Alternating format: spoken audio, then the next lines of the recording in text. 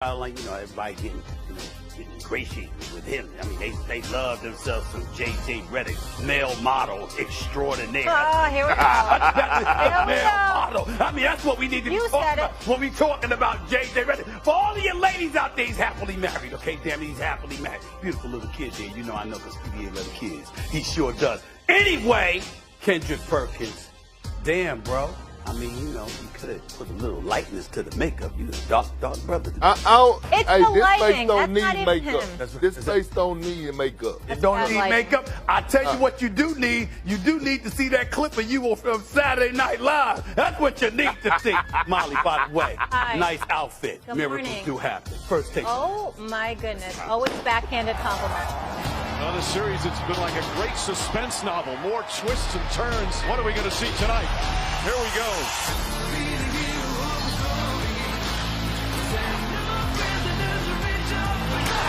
Ime Udoka's team has bounced back. The Celtic defense has been just superb. Boston Celtics mauling the Miami Heat. A wire-to-wire victory there in Game 4.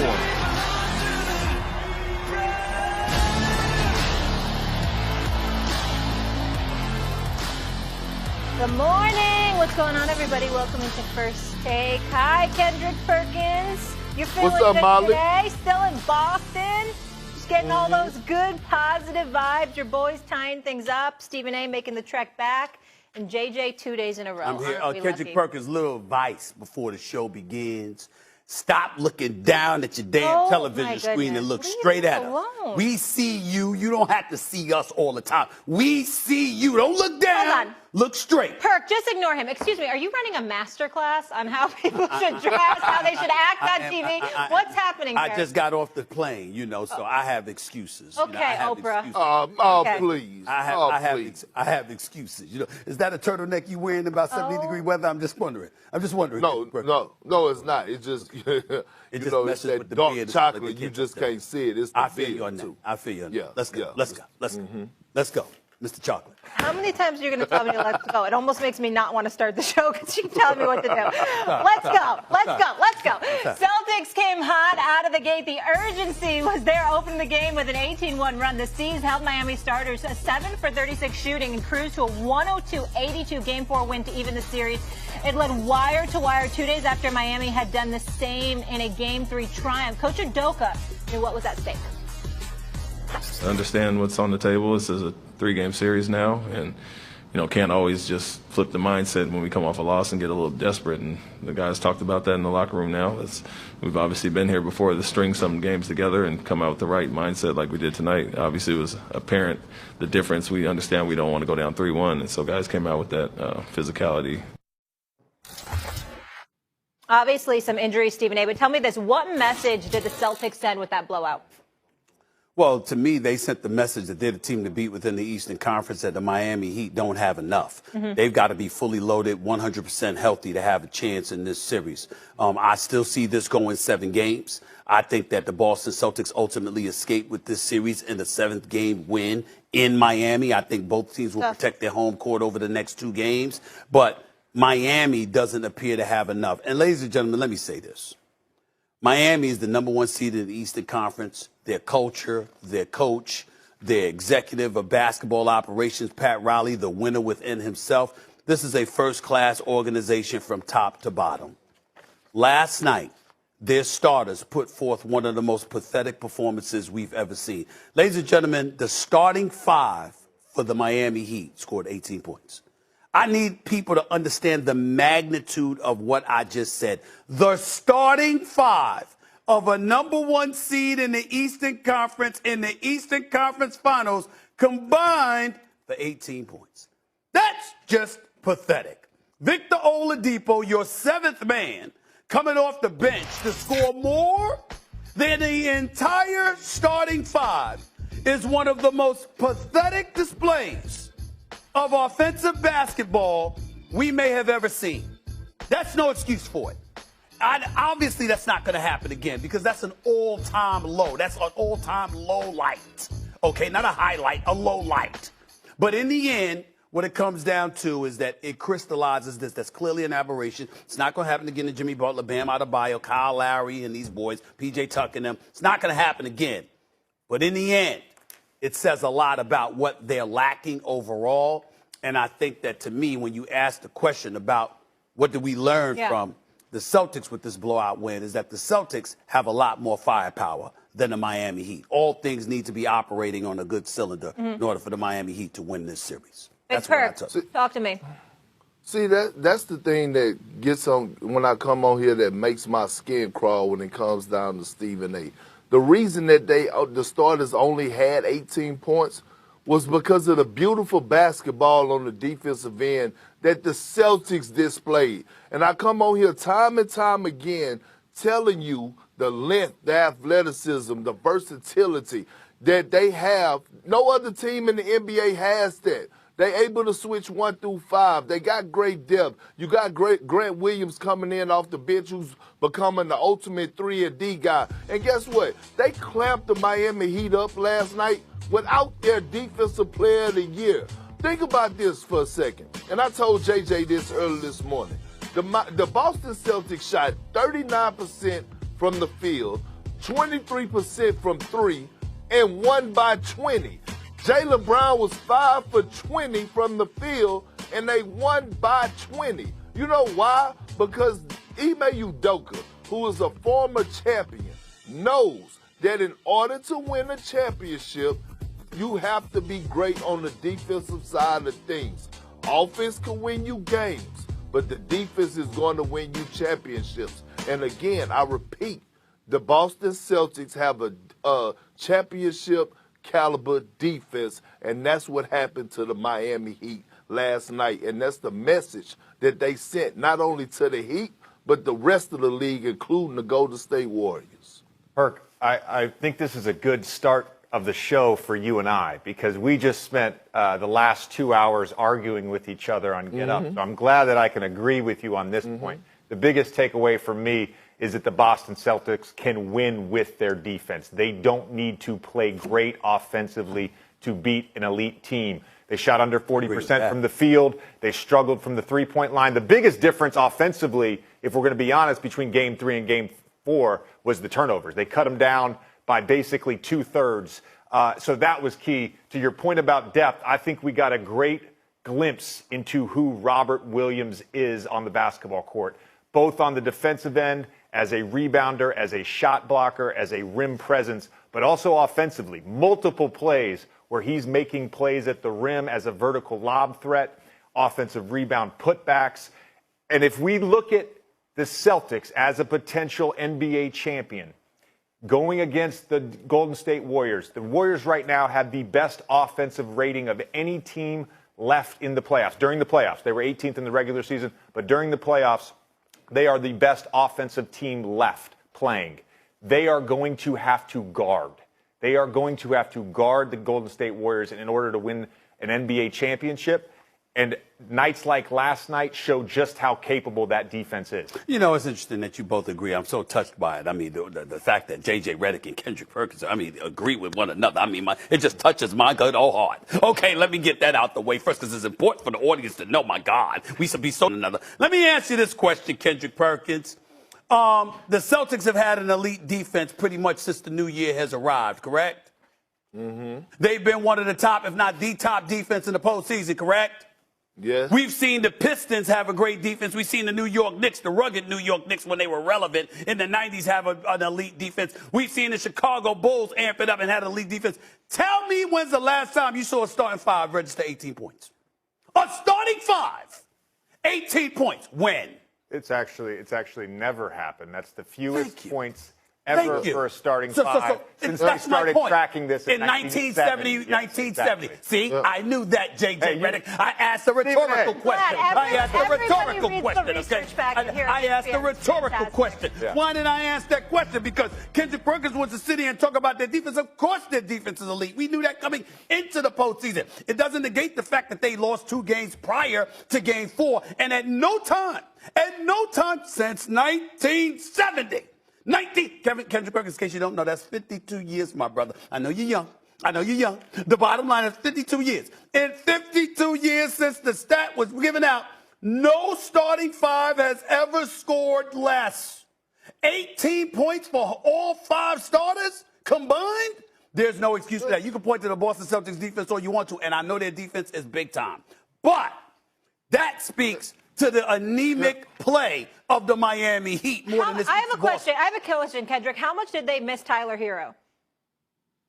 No, actually, Boston missed Tyler Hero because when Tyler Hero was playing, he was with Boston. He was with us. That's what we used to scream when another opponent was playing like trash. He with us. Listen, actually, they still scream that. They still scream that today to some people. You know that. Yeah, I know. I know. But here's the thing. Molly, JJ, and Stephen A., here's the thing I want, a little detailed thing that I want to point out to you guys. Okay. Robert Williams returning last night allowed Al Horford to get up into Bam Adebayo. It allowed him to take away his comfort zone. It allowed him to pressure up on him. You know why? Because for the simple fact that if he got by Big Al, if he was capable of doing it, he knew that the Time Lord, Robert Williams, was somewhere back there lurking. Robert Williams allowed Jason Tatum and Jaylen Brown and Grant Williams to pressure up on Jimmy Butler and Kyle Lowry, run them off the three-point line, and now they're looking over their shoulder wondering where this guy that's jumping off a pogo stick is coming out of nowhere. And so, Stephen A., when I understand that, but look, P.J. Tucker had 17 points in Game 3. They made an emphasis to close out on him at the three-point line, make him a driver, and when he was driving to the paint, you had Robert Williams jumping above the rim and altering his floaters and everything else where he couldn't even see the basket. This is what I'm telling you about elite defense. These are the little things that matter, that show up and have an effect when you have a guy like Robert Williams return to a lineup that already have great depth at the wing and power forward position defensively. Okay. To that point, I just want to say, potentially one adjustment for the Miami Heat. Robert Williams started on P.J. Tucker, guarded him a lot of the game as his primary defender. If he's going to roam, you've got to be able to set up plays, sets, environments where you can get Robert Williams in the paint and then kick it out to P.J. Tucker for three. He only took 4 shots last night. I know he didn't play his normal amount of minutes, but that's something that you can take advantage of. Similar to what the Dallas Mavericks did in the first round against the Utah Jazz with Rudy Gobert. If your rim protector is going to guard a three-point shooter, a corner three-point shooter, like the Jazz did with Gobert on Maxi Kleber, you've got to figure out a way to take advantage of that. See, and that's why the NBA should be ashamed of themselves and everybody who voted for Rudy Gobert during the Defensive Player of the Year award, because Robert Williams is 10 times better than Rudy when it comes to guarding the perimeter. And it's not about who's better. It's not about who's better all the time. It's about who performs. It's about who performs. There's plenty of times where we've seen the best player not win league MVP, for example, because the best player didn't win it because that particular season, based on the system that they were playing in and their value to that particular team, that particular year, that's why they win awards. So that's not to knock. There's no reason to knock Rudy Gobert. In the postseason, they pull him out, force him to defend on the perimeter. They don't do that against him during the regular season. No, but this is what I'm trying to tell you. If you would have let me finish my sentence before you interrupted me, I'm trying to explain to you is that the difference between Robert Williams and Rudy Gobert is that Robert Williams could actually go out there and slide his puppies, Stephen A. And this is why I tell you we getting fooled by the analytics and the eye test. The eye test shows me that Robert Williams could go out there and slide his feet with a P.J. Tucker or a Jimmy Butler for 5 or 6 seconds where he's able enough to contain them and not let them get a three-point shot off or not let them get a shot off, period. Well, what that would mean is that they're getting fooled by the analytics, not the analytics and the eye test. Because you just use the eye test to make your point, not the analytics. That upset JJ. He loves analytics more than any former player I know. This is a whole conversation that Perk and I need to hash out, but we need like a whole hour to do it. About what? Analytics? Bring him on your podcast or go ahead. Wait, hold on. I'm trying to understand. It's very rare that the analytics don't match the eye test. It's very rare. I wouldn't say that. Very rare. Well, when he's talking about Rudy Gobert, all right, when he's talking about Rudy Gobert, Rudy Gobert is an elite defender. He guards the whole court. That's his job. He guards the whole court, and they don't have good perimeter defenders. So he's got to do all that. And the strategy against that, because he's got to protect the rim because their defense is getting broken down. Okay, hold on. I just have one question. Two different things, Park. Come JJ, on. before we carry on here. Yes. Carry on. Yeah, before we carry on. I know that was good. It was good. They got Perk real good. Just tell me this. I'm curious. How did you get so into analytics, being a former player? Because usually former players aren't into the numbers as much. I'm just curious. Curiosity. That's all it is. Okay. First time I got introduced to analytics was with Stan Van Gundy. My first meeting with him my second year. I'd never heard any of this stuff before. And he breaks down our very first meeting. Here's traditionally what a mid-range shot is worth in the NBA. Here's traditionally what a layup is worth. Here's traditionally what a free throw is worth. Here's what a three is worth. Here's what a corner three is worth. Went through the whole thing, right? Then, the further along I got in my career, all this stuff became available. Synergy, Second Spectrum, NBA.com. It's there. And it's just a reference point, Perk. It's a reference point. You need the eyes. You need the eyes. But the analytics tell part of the story. Hold on, JJ. I'm sitting in court. And let me say this to you, JJ Redick. Analytics were in existence a long time ago. Pat Riley was using analytics in the 80s. Oh, I know that. I'm saying that I said the first time I got introduced. There's No, so many people that act like this analytics is an innovative thing. No, what has happened is that you have people who couldn't play who've made careers off of using analytics. Oh, we preach. That's what happened. We preaching. But analytics has been around for a long time. Now, you're the exception because you could play and you use analytics, where most people who use analytics couldn't play a damn. Exactly. And they've made a career for themselves at the expense of others by using numbers, a language that owners could embrace and really adapt to. And as a result, they got jobs at the expense of people who know basketball. But that's a different subject for another day as well. The eye test. That's right. Now, you're the exception because you could play and you know analytics. Let me move on here, but that's why I thought you know most analytic dudes are because scrubs. of that point. I just want to make one being little a former point. player, that's why I asked One little you. point to him. Yes. Stan Van Gundy, Steve Clifford, both Pat Riley guys. And I love them both. And I love them both. They counted every possession. Molly, I thought you Yeah. said let's carry on. I did Because say Perk is uncomfortable talking about this. That's the reality. I'm not. That's okay. That's okay. Hey, We ain't got time. JJ, one thing about me, a guy that has played over 150 playoff games, I'm never uncomfortable talking about anything when it comes to basketball. All right. But you're just missing your chain. You're a little out of character right now. Now I'm coming back. No, to I you like it again. without the chain. I don't need Mr. T this morning. I need Kendrick Perkins. So we good. Let's go. Let's carry on. Let's carry on. Let's carry the hell on. No one asked you your carry the hell opinion. on. I was giving it mine. JJ, do you believe Miami can win another game?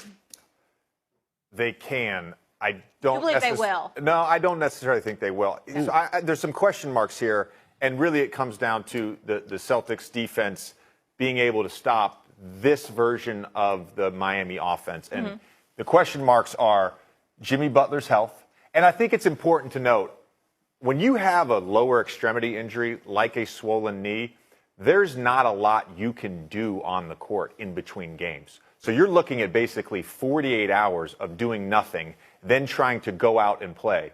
You're resting, you're doing ice, you're doing manual therapy, but you're not on a basketball court shooting a basketball. So his ability, his sharpness offensively, that's a question mark for me. Tyler Hero, although he has struggled, he still is a shot creator. You need shot creators. And outside of Tyler Hero, the only guy I saw last night was Victor Oladipo. My third question mark is, can Bam just put together 2 straight aggressive performances? No. I'm not saying he has to have a Game 3 performance every night, but to come out after that Game 3 and be so passive, we've seen this over and over. He's such a talented player. He is. He doesn't use his size and skill set night to night, and I get frustrated by that. Okay. Well, first of all, we appreciate that lengthy explanation when the producers told you we were running out of time. But way to go, JJ, because you take over. This is what you do now. That's fine. I'm good with that, okay? It's all right, though. I love you, bro. I love you. Here's the simple answer to this, JJ Redick. Miami's winning Game 5 because they can't afford to, because they ain't winning Game 6 back in Boston. That's not happening. I got my reservations made already, okay? We ain't interrupting my reservations. They going to win Game 5 Thursday, all right? Oh, it's Wednesday, I'm sorry. Yeah. They going to lose Game 6 back in Boston, and they going to go back to Miami for Sunday for Game 7. The series is going 7 games. The reservations have already been made. Regardless of everything that you just so astutely pointed out, there's one thing you missed. You said it, but you missed it. Bam Adebayo can't put consistent performances together. Well, guess what? He didn't show up last night after showing up in Game 3. That means he'll show up in Game 5. Okay, then he won't show up in Game 6, and then we'll see what he does in Game 7.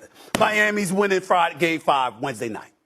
No, they're not. I got Boston winning in 6, and here's why. Jason Tatum is not going to have a bounce-back game. He's going to have a follow-up game. I think he's going to be spectacular in Game 5, and I just don't think that he could score in the half court, and the Boston Celtics defense is too great. And, again, they lost this Game 4 without their defensive player of the year who could possibly be back in Game 5 and Marcus Smart along with Robert Williams. I see the Celtics taking this home in 6. I feel you on that. I just think we'd be remiss in neglecting to remind people that, according to Kendrick Perkins, Boston wasn't even going to be here. He picked him to win the final. God. And then after that, he said Giannis was going to take him out. He said Giannis was going to take him out. That's what he said. He said they weren't going to be here. I mean, you said they weren't. You should have saw him last night. Did y'all see him? Did y'all see Big Perk strutting around TD Bank Garden yesterday? He was walking around like somebody that picked him to win it all, but conveniently left out to the Boston fans. I was walking around like a champion. That's what he was walking around. No, that's exactly. Thank you, Molly. That's exactly. I got you, Perk. Don't worry I got about news him. for you. You said another mishap. It wasn't grammatical error, but it was a mishap. You said former champions. There are no former champions. You're either a champion or you're not. You're a champion, my brother. You ain't a former champion. You're a champion. You'll always be an NBA champion. That's why winning the chip is so important. So you added the word former. That was a misnomer on your part. You can apologize to the public later. Carry on. I ain't apologizing. Do you want to do transitions? Do you want to tee up the next topic? What else? What's the next topic? What don't you do at ESPN, Steve? Because you wear a lot of hats, man. A lot of hats. I haven't figured it out yet. JJ, you get a timeout from us because we're transitioning to baseball. Steve and I will tell the audience shortly. You too, Perk, but sit tight, fellas. We'll be back here with us. Carry the hell Is it okay if I move on to baseball? Are we still good with that? Cool. All right. Major League Baseball has suspended the Yankees' Josh Donaldson for 1 game. The suspension and undisclosed fine stems from Donaldson's Jackie remarks to Tim Anderson of the White Sox during Saturday's game, which led to a benches-clearing brawl. Donaldson will be eligible to play pending the results of his appeal. Here's what Michael Hill, MLB Senior Vice President for On-Field Operations, said in a statement. There's no dispute over what was said on the field, regardless of Mr. Donaldson's intent.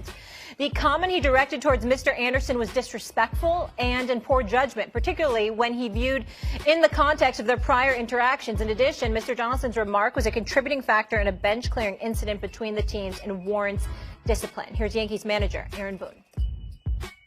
I think they were thoughtful and looked into it and did their due diligence on it and made what was a tough call. I don't agree with it. I don't think it warranted a suspension, but I certainly respect their process, and I know, JD's planning on appealing it. The one and only Doug Glanville joining us now. Doug, thank you so much. Grateful to have your perspective this morning. Tell me this, sir. Do you believe MLB got it right with the 1-game suspension? I'd say they got it right politically. And it's because they had to thread a needle. They believed they had to thread a needle because if you go very long into 2 weeks in these categories, then you talk about it being punitive and being an issue about like what are the politics behind it. Then if you don't do anything, then you show an insensitivity. And I wish they would have taken the time because they didn't get into the details about what made it inappropriate, what was actually the issue. And because that actually allows you to learn from the nuances around what were the racial undertones, what were the questions around the motivation. That's where they could go and turn it into really a teachable moment. So they had to respond in some way to recognize that there's a lot more context that Tim Anderson was tapping into and feeling about it, where he did not give him license to be able to call him whatever he wanted. So I think Major League Baseball is in this position, which I think I hope that they'll seize to be able to escalate it to a place where we can all understand the nuances of what goes behind it, because there's a lot more to it than just what happens on the field. A lot of people were affected by that, players or non-players. So let me ask you a question before I give you my opinion about this. Are you aware at all of what Tim Anderson had to say in direct response to Josh Donaldson's assertion that it came from the Sports Illustrated article where Tim Anderson called himself the next Jackie Robinson, and that he had been calling Tim Anderson Jackie on several occasions. Are you aware of any response from Tim Anderson directly addressing that assertion by Josh Donaldson? The only thing I heard from Tim Anderson was his presser after the game in talking about why he felt like there was an element of disrespect. Remember, Tony La Russa classified it as a racist comment. He didn't call him a racist. And so, yes, I'm aware of the fact that Tim Anderson had some interaction with Josh Donaldson prior. But to me, there's an element of that that's irrelevant. Because that, let's say it was 2019 or whatever he categorizes it as. Okay, that's years ago. And once he's going to pull it from some article and decide he has license to call him what he wants. No, you need to be invited into what you can call me. I get to decide what you get to call me. If I get a PhD tomorrow and I come on this show and I decide you need to call me Dr. Glanville, then you call me Dr. Glanville. Okay. That's what happens. I love the way you don't have the right. And by the way, Josh I want to get in here, Doug. Josh I want to get in here, but go ahead. But Josh Donaldson said, by the way, oh, I don't know what changed. Well, you know what changed? George Floyd changed. Ahmaud Arbery changed. A whole lot of things changed where you have the right to decide that later you can decide to say you can call me X, and that's my decision. It's not up to Josh Donaldson or anybody to decide what to call you. You need to be invited. I just wanted to highlight that one point because I haven't heard anyone say that you need to be invited to what you can call me. Okay. That's so well put. You are right Absolutely. about that. And they're not friends. Hold on, they weren't teammates. They weren't friends. It's a two-way conversation, my brother. I've let you speak. Let me chime in here because it's important, okay? Yeah, go for it. I'm going to respectfully disagree with you on this one. I think this suspension by Major League Baseball was bogus. I think that Josh Donaldson was done wrong on this. And I want to emphasize why without disagreeing with what you just said in terms of being invited. I totally get that. I totally agree. I'm a black man just like you. Totally agree. We're 100% lockstep on that. I'm talking about this specific relationship with Tim Anderson and Josh Donaldson. Yes, George Floyd happened. That is absolutely true. My point to you is this. Tim Anderson knows that.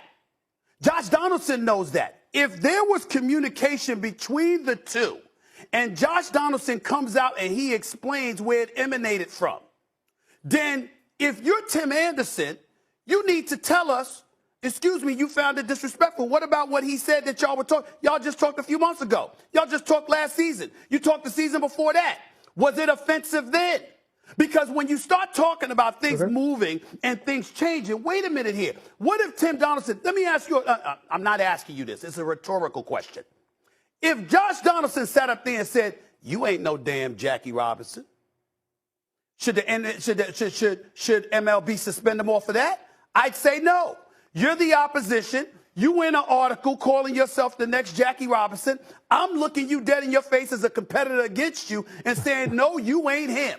You didn't integrate the sport. You ain't the player that he was, et cetera, et cetera. I'm saying, if I'm Josh Donaldson, we don't know that. Hold on. Yeah, because we don't know that. Because we don't know that.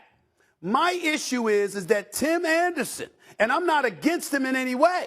I'm not even saying that he's wrong about what he's saying. I'm saying when Josh Donaldson explained himself, to me, Tim Anderson has an obligation to address that assertion from Josh Donaldson before Major League Baseball takes a position or before we take a position. What I get tired of from our community is when Josh Donaldson, to use this example, you make an assertion and an allegation, and then we want to grab stuff from an historical perspective and bring everything into the mix without hearing from Tim Anderson directly addressing the assertion that Donaldson made about what their relationship was like. That's why I feel Donaldson is getting screwed over here. The MLB is making a political statement to finally make themselves look right. in the eyes of America because Major League Baseball is always the last to the party. Okay? But Josh Donaldson made an assertion. Yeah. Where's that response from Tim Anderson? That's what I want to know. Well, look, I hear you, which is why I said they made the suspension was correct politically. That's why I said that. Now, keep in mind, Josh Donaldson misrepresented what Tim Anderson said in that SI article. Okay, he didn't call himself, I am Jackie Robinson. It was aspirational. And on top of that, the fact is, like, what is Josh Donaldson? What right do you have to say that I'm not connected to Jackie Robinson? Jackie Robinson was the first. I played Major League Baseball, and that's exactly right. I played because he kicked the door down, and I owe something. I'm here because he kicked the door down. The legacy. That's right. So I could call myself Jackie Robinson too, because it's not just about being a ball player. It's about being Ketanji Jackson and every other first out there. So who gets to decide that I'm not connected to the legacy? You're missing where I'm going. So yeah, I agree. I agree with you that Tim Anderson can clarify about what their dynamic was. But you know what? He has the right to change his mind, by the way. Like I said, because I just outlined the reasons why. Listen to what I'm saying. Stuff might have changed. Listen to what I asked you. I said to you, if Josh Donaldson said to him, instead of Jackie, if he said to him, you ain't no Jackie Robinson, would that be a suspendable offense? Would that be a suspendable offense? I don't think Major League Baseball would have done something if he said, I don't see you as Jackie Robinson, because he's saying that Jackie Robinson was so significant in 1947. That's not what he said. That's not he's what on the, he said. Hold on, he's on the field. He's acting like he's Mike. friends and teammates. All right. Well, he said, what's up, Jackie? He conceded that point. Right. So wait a minute. Like, you're not my teammate. You're not giving me nicknames. I don't go up to some opponent and read some article from 3 years ago and decide that gives me license to call you whatever I want. Because keep in mind, what Josh Donaldson may not understand. The point is, Josh Donaldson is out there, right? We may not like what he said. Yeah. We might adapt a level of connotation to it that makes us feel uncomfortable. Right. What I'm saying is, based on the information that we have available to us, you trying to tell me it's a suspendable offense for him to mock the guy about Jackie Robinson because you were talking about you might be the next Jackie Robinson? Let me get clarification here, Doug. That warrants like I said, hold on. Doug, let me just say one thing. From your vantage point, this is what you're getting from the situation, is that he was calling him Jackie and essentially mocking him for being a minority in a sport that's, predominantly Latin and white, and that he's one of the black players, and that's why he's calling him Jackie? No, I'm saying that the mockery comes from the fact that Tim Anderson made a connection to Jackie Robinson's legacy. And I don't think there's anything wrong with that. And by the way, Tim Anderson is a heck of a ball player. You want to look at the list of the top 4 batting averages in Major League Baseball? His name is at the top. So forget it. But he doesn't have to be a great ball player to connect to the legacy and be thankful for the legacy of Jackie Robinson. So look, I agree, Stephen A., that I'm not saying Josh Donaldson should be hung in effigy, okay? I'm saying Major League Baseball politically made the decision to suspend him, but they're missing the opportunity to educate because they didn't touch the racial connotations. They didn't touch that in their statement. So that's the opportunity. I'd love to hear from Josh Donaldson, and I think he didn't realize the depth and the layers of what it means in the black experience when people like to take your name. Because I was called Eddie Murphy and Chris Rock and everything under the sun because they wanted to make me more palatable. People who were not comfortable wanted to make me and you more palatable, just like if you complete a sentence, you're all of a sudden Barack Obama. So you know what? Yes, you get to decide what people call you, and that's okay, Josh Donaldson. Maybe you made a mistake, and maybe we need to learn from it. Major League Baseball has an opportunity to make it a teachable moment. Well, I hope they take it. We agree there. I just don't think that the way to go about it was suspending the guy because you alienate a populace because now you're punishing him instead of teaching him. So ultimately, you're going to keep quiet, but you harbor an elevated level of animosity. And over what? For something like this? I'm saying when we think about racism and how poignant that is in our society and how prevalent it is still in our society. We find ourselves sitting here where Tim Anderson is clearly an intelligent brother, highly accomplished, a good brother from everybody that I've talked to about him, the whole bit. Josh Donaldson made an accusation. All right, address that. Was he telling the truth?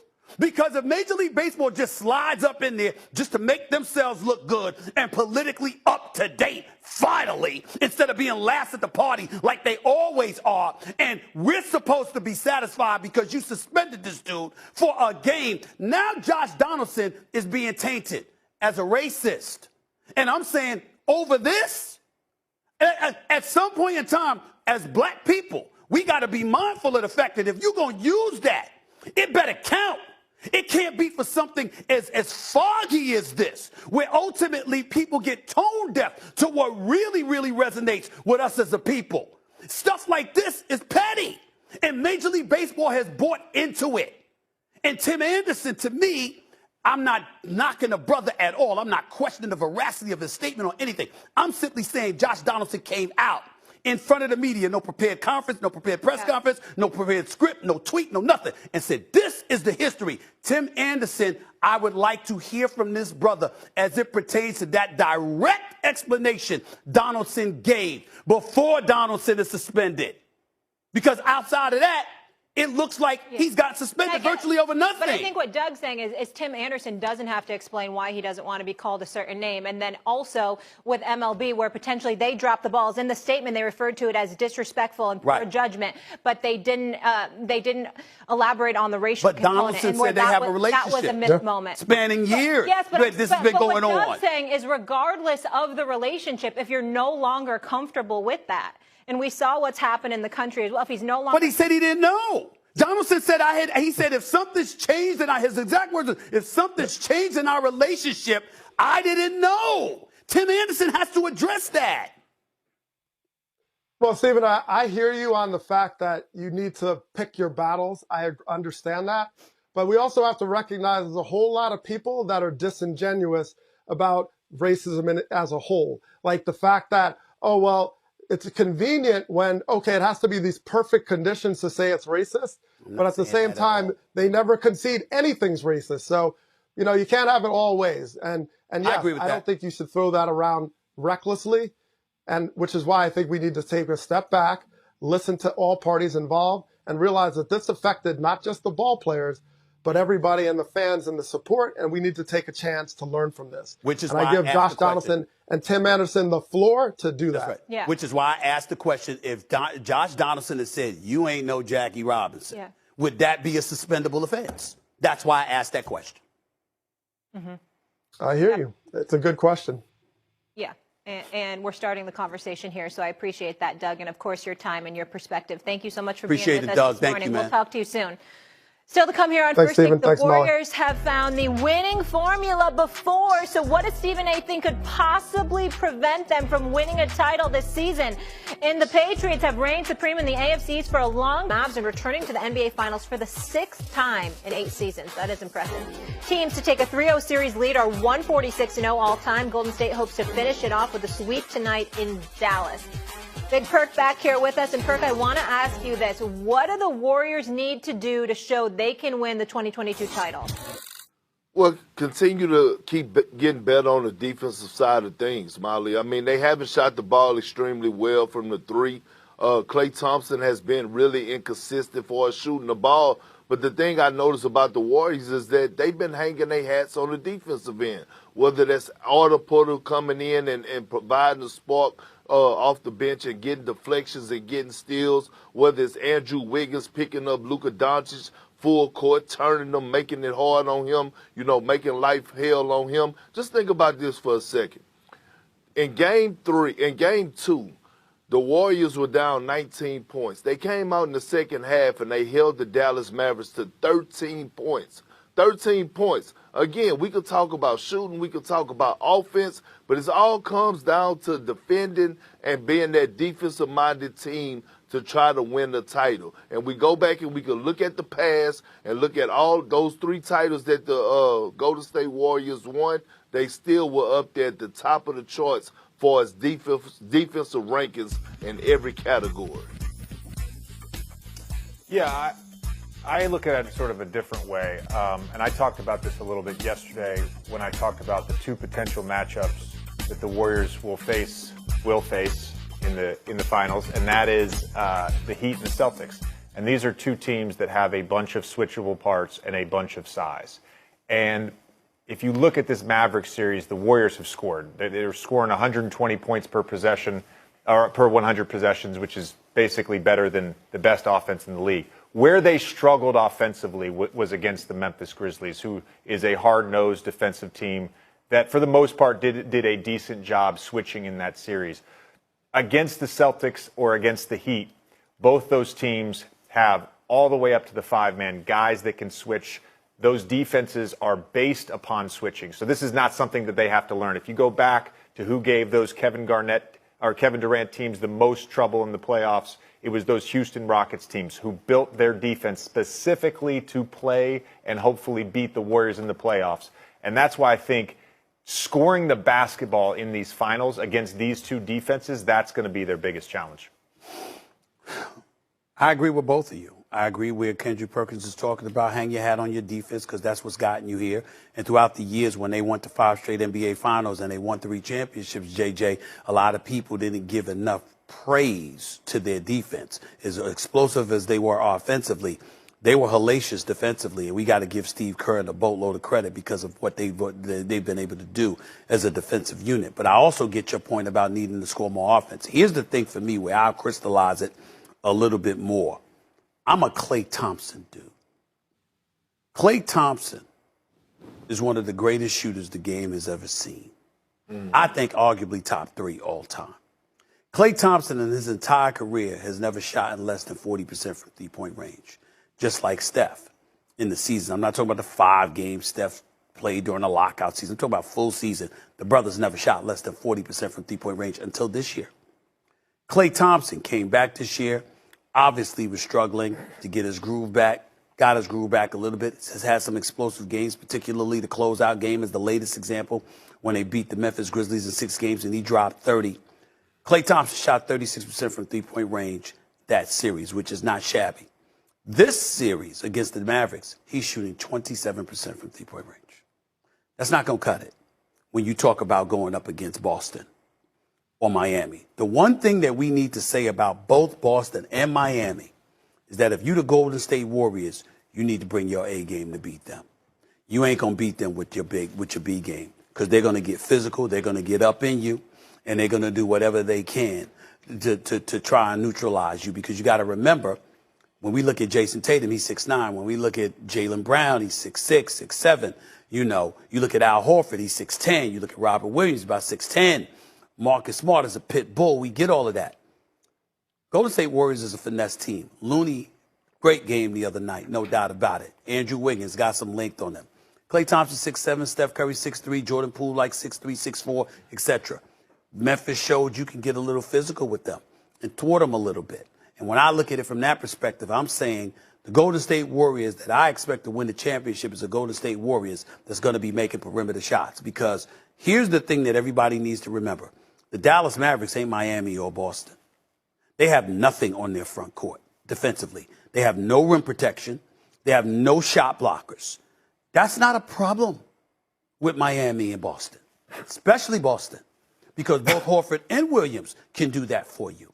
And to me, if you're the Golden State Warriors, in order to beat them, you got to scorch them from the outside and obviously pushing the ball up the court and exploiting them on fast breaks in the open court. That's going to be your 2 best ingredients in order for you to be able to beat them. Dallas is not the appropriate litmus test, and that comes with being able to hit shots. Yeah, but you know what else the Golden State Warriors haven't faced? They haven't faced a team that has a high IQ. And when you look at the Miami Heat and the Boston Celtics, they both have a high IQ. And you need a high IQ in order to beat the Golden State Warriors. I heard JJ he made a point for us with the communication on the switches and things to that nature when they played the Memphis Grizzlies. And you were right. But sometimes it was getting them burnt. It was times where they were supposed to switch a high pick and roll with Steph Curry. And Steph Curry was getting wide open looks because they wasn't communicating switches. That's IQ. And so when I look at that Boston Celtics team across the board, high IQ. The Miami Heat, high IQ. And then on top of that, you have two exceptional coaches, especially in Eric Spoelstra and Ime Udoka, if you was to have to face one of them, who could put a hell of a game plan together, who have seen, when you look at Ime Udoka, he's seen Kyrie Irving and Kevin Durant. He just played against Giannis Antetokounmpo. Now you just played against the #1 team in the Eastern Conference and had to battle against Eric Spoelstra if the Celtics go on to win this. So that's why I'm picking the Celtics to win, is just because of their high IQ and their versatility. But the Warriors can win if they hang their hats on the defense. Let me add this, and then, JJ, I'll give you the last word. You know, good points, KP. Here's the deal, though. Celtics ain't faced anybody like the Warriors. Let's go down the list. James Harden is gone from Brooklyn. Kyrie wasn't there half the year. That wasn't the Brooklyn team it was supposed to be. They hadn't been playing together all year long. You go up against Milwaukee. There's no Chris Middleton there. And so I look at that, and now you're going up against Miami. And obviously, listen, I looked at TD Bank Garden, and it wasn't, as far as I'm concerned, that's the wrong name. It wasn't TD Bank Garden, JJ, it was TD Bank Infirmary. I mean, every damn body was going down. They started out the game. Robert Williams was going to be out. This game 3 I'm talking about here. Kyle Lowry, obviously, had to go back to the locker room. Jimmy Butler went down. Marcus Smart went down, looked like he broke his damn ankle. Got Trae Young tweeting props to the medical staff in Boston. I don't know what the hell they did to that dude. And then, of course, Jason Tatum looked like he had a separated shoulder before he ultimately came back out. Okay, so you had all of that stuff going on. With the Golden State Warriors, that's not necessarily the case. We know Gary Payton II has gone down. Jordan Poole's there, Draymond Green is there, Andrew Wiggins is there, Kevon Looney is there.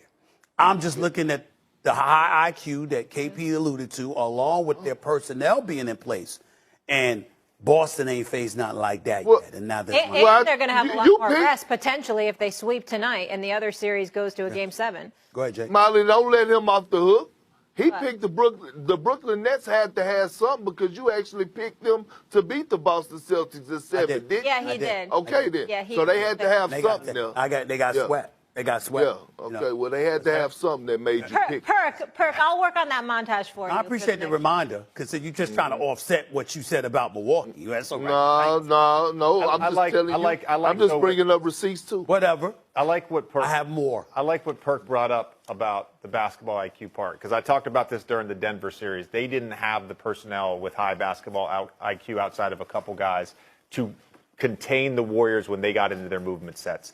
Memphis, even, as good as they were this season, had so many breakdowns at the end of games. The perfect example of that is Klay Thompson's game winner, where Jaren Jackson Jr. is all the way back in the paint when he should be up to switch that screening action. Preach. The Heat and the Celtics, they do have basketball IQ. The Heat and the Celtics have great coaching. You talked about the A game. To me, whoever it is the matchup, both those teams, defensively, communication, they're switching, all that stuff, they've got to be on their A game. While at the same time, the Warriors, to have any chance to win offensively, they have to be on their A game. It's a fascinating matchup either way. We'll leave it there. Game 4 tonight. Can't wait. When we come back here on First Take, Kevin Garnett had some 8-5 after not defending home court in Game 3 and not showing up as we're accustomed to seeing him with just 10, 6, and 4. Tatum redeeming himself and then some. Jason, how you feeling?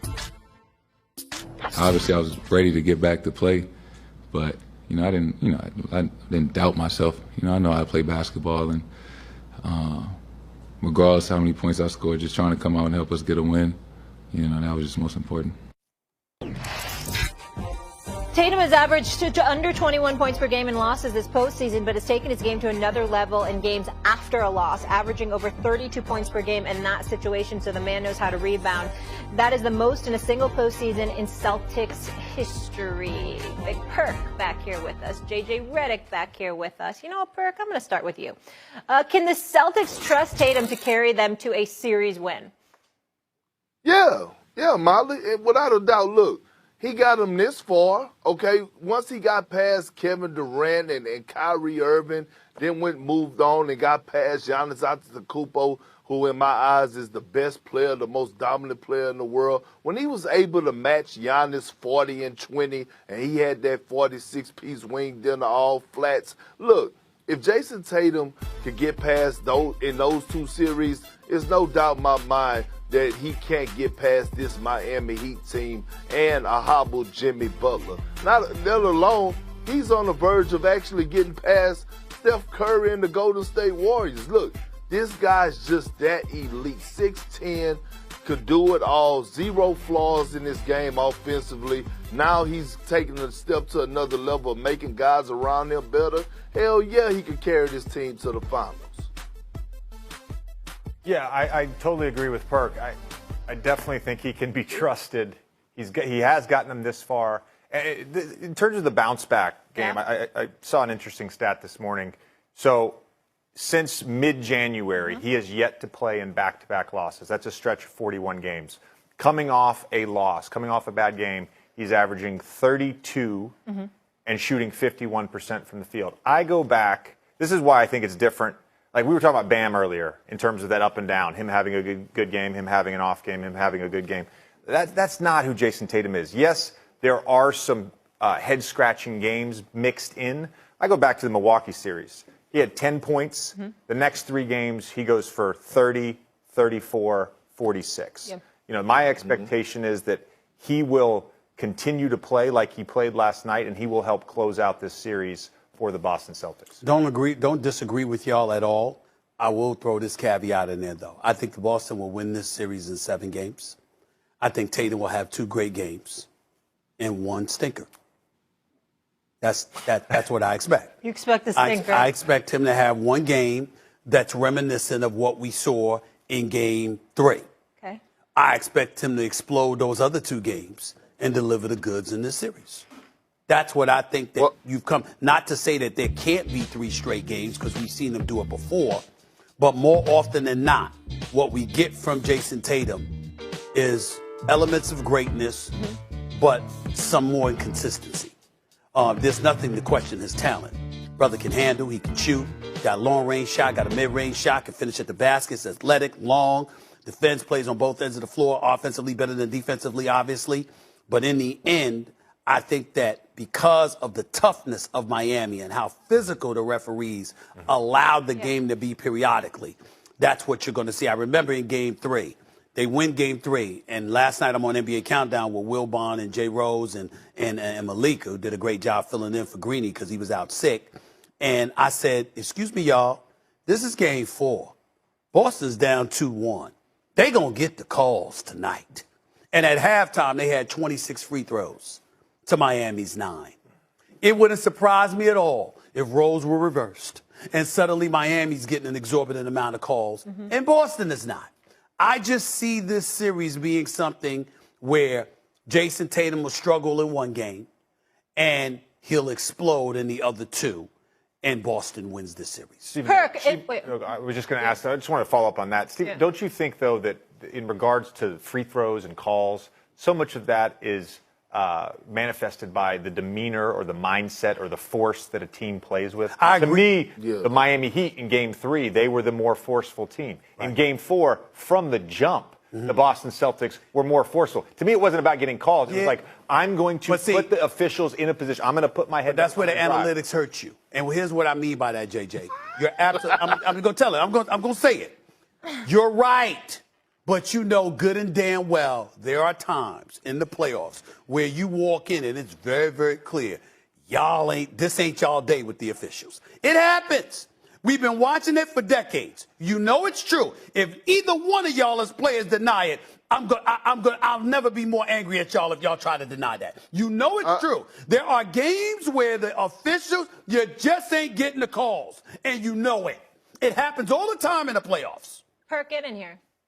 I'm not saying I'm denying it. I'm not saying it doesn't happen. I'm not saying that it didn't happen, but it didn't happen last night. I didn't say that either. I'm not saying it happened. No, but what JJ is saying is this, though, Stephen A.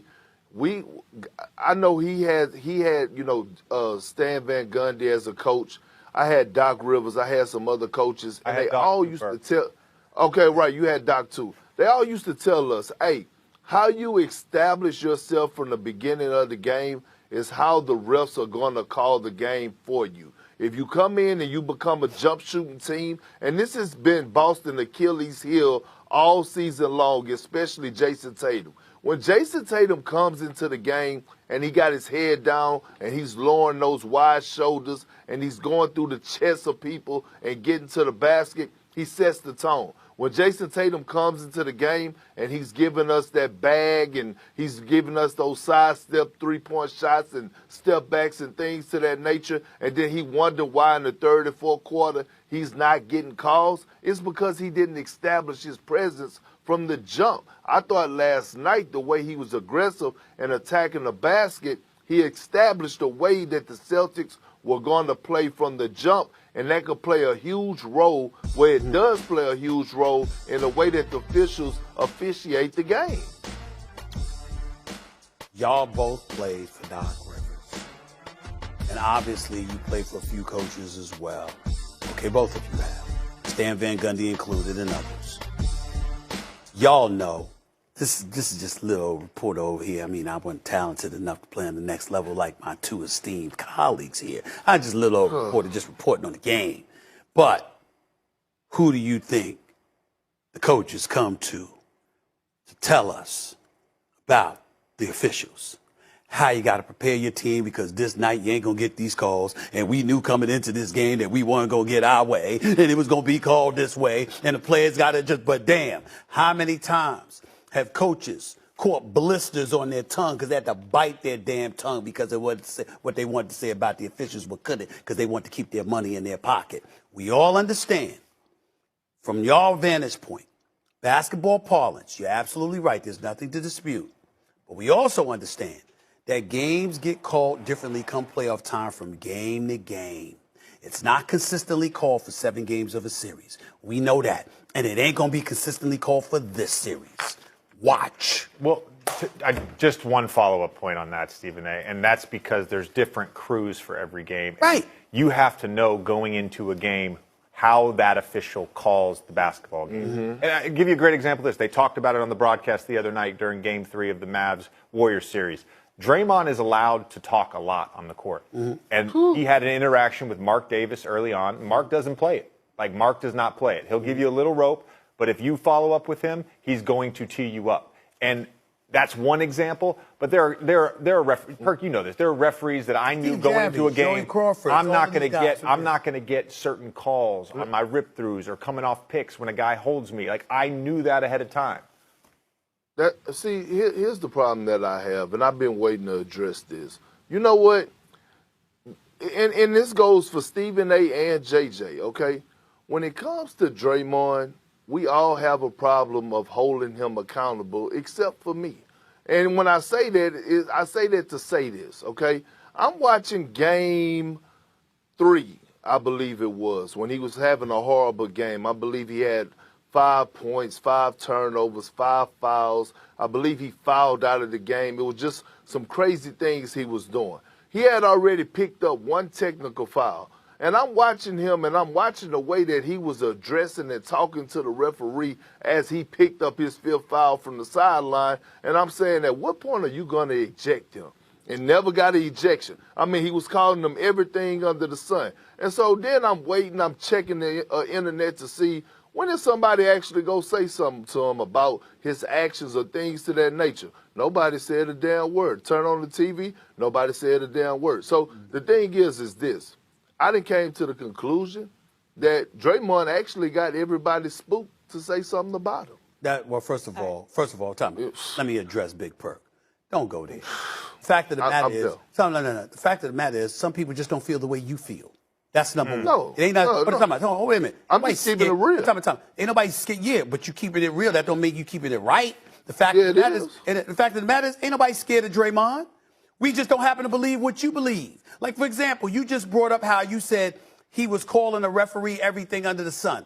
Let me tell you what I see when I see Draymond going off. And I have spoken to Draymond in the past about keeping his cool. I didn't like the fact that I didn't think he deserved to get ejected from the NBA Finals. I thought that cost him a championship. But I also feel like he should improve his jump shot. And I've said these kind of things to him over the years. What I would say to you about this, I don't see a Draymond, and maybe I'm missing it, JJ, because obviously being the astute basketball mind that you are, you would know better than the rest of us, right? So I would throw this to you, JJ. The bottom line is this.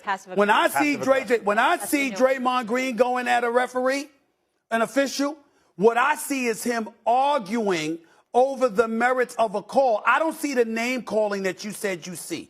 I don't see that. I see him going off about the call and arguing constantly and incessantly. And I'm not saying he shouldn't get teed. I'm not even saying he shouldn't get thrown out sometimes because of it. But you acting like he's just calling them all kinds of names. I don't see that.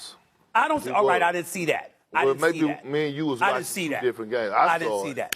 I didn't see that. Draymond does the same thing that we were just talking about with how teams establish a force and force the officials to make certain calls throughout a night. He comes at the officials every game, every night from the beginning. And so there's some like leeway there. There's inherent leeway. It's the same thing if you know a player is going to drive or PJ Tucker is going to be physical defense. It's the same thing. You don't do it. They don't keep the same energy for DeMarcus Cousins. Okay. I didn't watch Cousins get thrown off for way less. All right. Fair. I wanted to let you get that off your chest. I was supposed to wrap like 5 minutes ago, so let's roll now. When we come back here on First Take, please don't look at me like that, Stephen A. The Warriors could be in the finals for the 6th time in the last 8 years, but what did they? I'm not talking about Tom Brady. Their Super Bowl winning OC, Josh McDaniels, who is now in Vegas with Derek Carr and Devontae Adams. We know Bill Belichick is a defensive-minded genius, but he's keeping it close to the vest. As for who will call the plays and take over at OC, the Pats steamrolled through the AFC East for almost 2 decades, but now it's a new deal with the Buffalo Bills locked and loaded in Miami, significantly improving. Bill B is at the mic. Well, what plays are we calling? Mini camp plays? Yeah, maybe. I don't know. Yeah. We're going to coach the team, coach the players. We're going to get them ready to go. We're going to game plan when we have to game plan. We'll play call. Do all the things that we need to do and compete in games. Right now, I think we're months away from that. When we get to it, we'll get to it.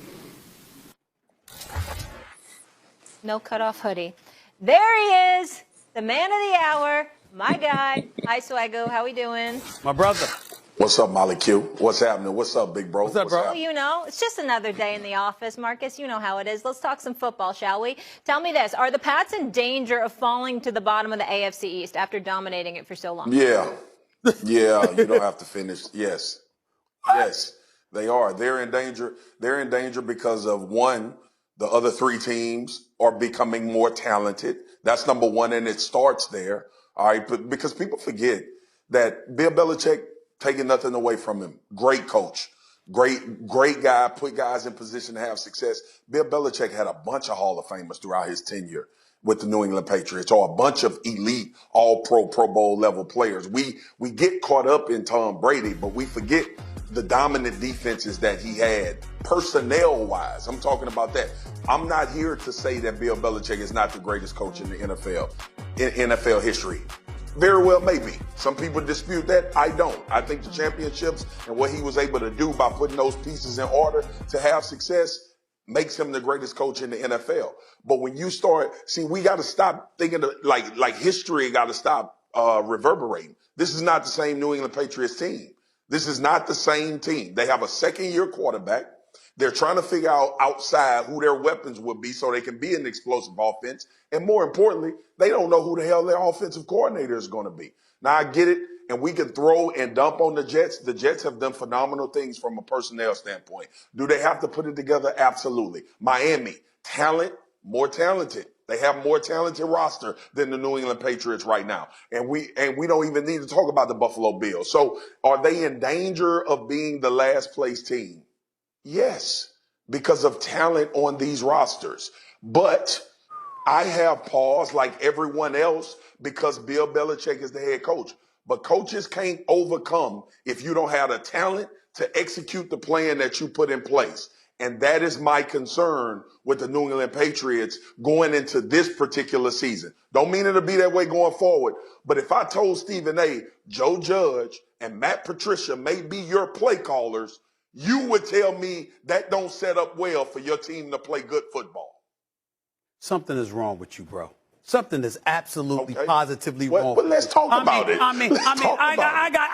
I gotta seriously say to you that if it wasn't for Adam Gase, I think you sound high. I mean, you got to be kidding me. The New York Jets are in this division, and you talk about the Patriots have to worry about being in last place in the AFC. The New York Jets, okay? I mean, they regressed to a point where Fireman Ed said, you know what? Let me retire from putting out fires, because that's how bad the New York Jets are, okay? Don't get me started with him, all right? I mean, my boy Jeff in California, I mean, he walking around, I mean, he damn near ready to hide his Jets jersey. The New York Jets, you mean Zach Wilson, the quarterback, had 9 touchdowns, 11 interceptions, didn't even throw for 3,000 yards. You mean the New York Jets with Coach Robert Saleh? Did I pronounce his name right? I think it's Saleh. I'm not making fun of it. Saleh. I'm trying to make sure. Saleh.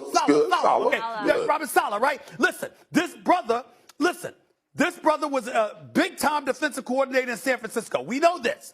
He got the job at the New York Jets. They ranked dead last in points allowed, dead last in yards allowed, bottom 3 against the pass and the damn rush. And defense is your signature. I know it was his rookie year, but damn it, I mean, come on now. Don't get me started with them offensively. I see they've got some weapons. I know they could play Mims and the crew. They could play Corey Davis and them. I get all of that. But the point is, at the end of the day, the New England Patriots got to worry about being in last place when the last time the New York Jets were relevant from a championship perspective was when Broadway Joe was their quarterback walking around in tight shorts in 1969. You know, are you kidding me? I know Bill Parcells got him in a couple AFC championship games. Rex Ryan did as well. But the bottom line is the New England Patriots don't have nothing to worry about last place. That's reserved for the New York Jets. All right. You need to stop that. And you would have had it, and you would have had it reserved for the Cincinnati Bengals a year ago. You would have. No. So let's not get. I wasn't high on the Cleveland Browns. You're talking to me.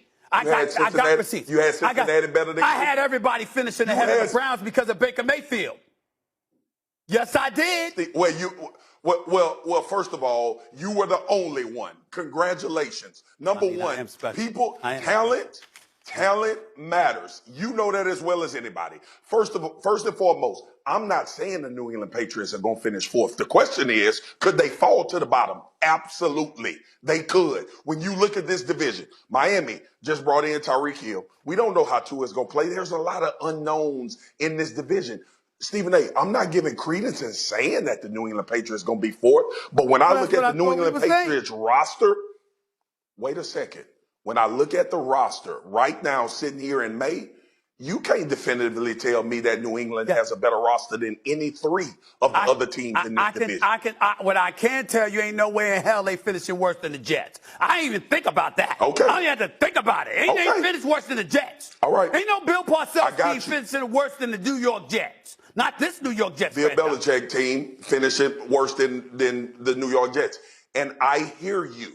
And I understand why your reaction is like this, like most of America, because you've grown accustomed to the New England Patriots being in a seat in this division 1, or like last year, finishing 2nd to the Buffalo Bills. I 100% understand where you're coming from. I'm telling you, sitting here in May, that right now, when I look at the New England Patriots, they have more questions than answers right now than any other team in this division. The New York Jets don't have any expectation other than drafting really good players, hopefully being able to put it together. They got an offensive coordinator that's well respected throughout this league. Robert Saleh is respected throughout this league as a defensive guy. As a defensive coordinator, their personnel has been elevated. S.A., that's the only point I'm making. I can see it where the Patriots end up looking at this season and saying to themselves, damn, we fighting to finish this division as the 4th or the 3rd best team. Now, Marcus, you know I know my sports. You know, I've been a reporter for decades, right? Let me show you how bad it is for the New York Jets. So I'm at the game the other day. and a member of the New York Jets is at the game and got the nerve to roll up to me. First dumb question he asked, you know who I am? Of course I didn't. I had no clue. I had no clue. I won't tell you who he is. I had no clue. Stop, man. Stop, man. That's number one. I ain't going to say his name. But I didn't know who the hell he was. And then he sat up there. Even his boys started laughing because he asked me, you know, we going to be serious this year, right? I started laughing in his face. I'm like, really? Really? You got the nerve to be up here talking something like that to me? The New York Jets going to be real? Please. When I see it, I'll believe it. And by the way, I'm not. Well, rooting that's every against damn them. body. That's everybody. Listen, I'm not rooting against them. You'd have the decency to just go on your merry way and be quiet until you got on the field and showed us wrong. Because before the games are played, we get to defer to history. And history says the Jets are trash. No, but okay, that's what it says. Obviously, they've got a new coach. They've drafted well. The team's got better. But there's the big question for me, Marcus, is at the quarterback position. You know, Molly, everybody big question is at the quarterback spot. I get it. I'm just saying specifically in that division. But I'm so disgusted. I got you. I'm so disgusted with the inefficiencies and the ineptitude of the New York Jets. I'm starting to hate their uniforms just because. I mean, I'm just finding reasons not to like them because they don't give me a reason to like something on the field. I'm just coming up with stuff, Marcus, because that's how disgusted I am with their ineptitude. Why don't you worry about your own team, Cowboys fans? You're busy enough. You don't need to worry about other teams. Listen, the Jets are young. The Jets are young. The Jets is a big unknown. Yeah. And I'm sure that this team is going to be better than they were last year. I just pay attention to what they start doing. Listen, to the young fellas on the New York Jets, I ain't talking about you. It ain't your fault. You were pups. You weren't there. I ain't talking about you. For people who have been in a Jets uniform, you're trash. Whoa. Well, that's what we're talking about. And you need to get better. I mean, they're horrible. That's what we're talking about. We're talking about the new guy. Horrible. Tuesday. By the way, Josh McDaniels. So now we're doing Saturday Night Live? That's what we're doing? McDaniels and Bill Belichick coached 253 games together. Thank you, Dan Orlovsky, for that. So that is a huge loss. Marcus laughing because he know I'm telling the truth. He was down there in Louisiana years ago and knew the Jets was trash. It's always the truth until it changes. Yeah. They got a good media relations department. They got a good media relations department. Are you really talking about the media relations department? They got a media relations department. Roll commercial. The media relations department is very good. Roll they are. Please. Thank you. They're very good. This is when it's time to go. Really? Is that what we're doing here? Yeah, that's right. That's all we got. Smooth sailing for Golden State. They had a wonderful draft versus the Mavs so far. So what could possibly derail another Warriors championship celebration this season? And Jason Tatum is one of the young bright stars in the league, but has he done enough in these